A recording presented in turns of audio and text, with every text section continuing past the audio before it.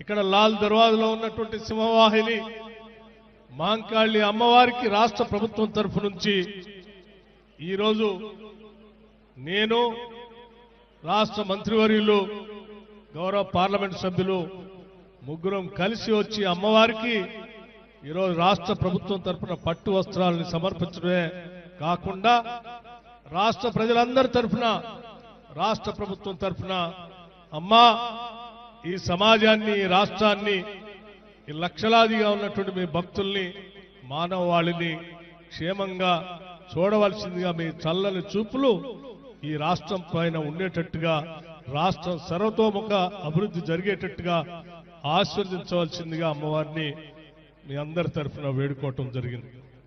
ఈరోజు అత్యంత భక్తి శ్రద్ధలతో ఇక్కడికి రాష్ట్ర ప్రభుత్వం అమ్మవారికి పట్టు వస్త్రాలు సమర్పిస్తున్నటువంటి సందర్భంలో ఇక్కడ వేలాదిగా తరలి వచ్చినటువంటి భక్తులు కానీ ఆలయ సిబ్బంది కానీ పోలీస్ సిబ్బంది కానీ ఎటువంటి ఇబ్బందులు లేకుండా భక్తులకి అత్యంత భక్తి శ్రద్ధలతో వారు అమ్మవారికి సేవ చేసుకునే కార్యక్రమానికి అనువైనటువంటి వ్యవస్థలను ఏర్పాటు చేసి నిత్యం పర్యవేక్షణ చేస్తున్నటువంటి మీ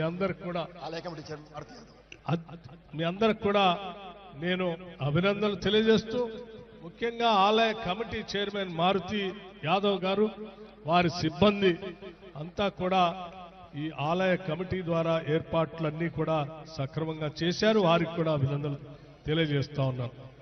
అలాగే రాష్ట్ర ప్రభుత్వం దాదాపు 1290 కోట్ల రూపాయలు ఈ రాష్ట్రంలో దేవాలయాల అభివృద్ధి కోసం కామన్ గుడ్ ఫండ్ నుంచి నిధులు రిలీజ్ చేయటం జరిగింది.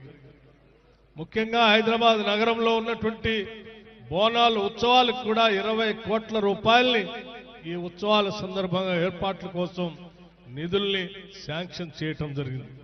భవిష్యత్తులో కూడా గతంలో శాసనసభలో చర్చ జరిగినప్పుడు కూడా రాష్ట్ర ముఖ్యమంత్రి గారు కానీ హైదరాబాద్ ఇన్ఛార్జ్ మంత్రి గారు కానీ స్థానికంగా ఉన్నటువంటి శాసనసభ్యులు కానీ ఇక్కడ ప్రాంత ఓల్డ్ సిటీ శాసనసభ్యులు అందరూ కూడా కలిసి ఈ ప్రాంత అభివృద్ధి కోసం అడగటం జరిగింది. ముఖ్యమంత్రి గారు ఈ ప్రాంత అభివృద్ధి కోసం దేవాలయ అభివృద్ధి కోసం ప్రత్యేకమైనటువంటి చర్యలు తీసుకుంటామని కూడా చెప్పడం జరిగింది. తప్పనిసరిగా భవిష్యత్తులో ఈ లాల్ దర్వాజలో ఉన్నటువంటి సింహవాహిని అమ్మవారి మహంకాళి అమ్మవారి దేవాలయ చుట్టూ ప్రాంగణాన్ని అభివృద్ధి చేస్తూ భవిష్యత్తులో ఒక మంచి కార్యక్రమాన్ని చేపట్టేటువంటి కార్యక్రమం కూడా జరుగుతుందని చెప్పి మీ అందరికీ సవినయంగా తెలియజేసుకుంటూ మరొకసారి అమ్మవారి ఆశీస్సులు చల్లగా ఉండాలని వారు వేరుకుంటూ ముగిస్తా ఉన్నారు.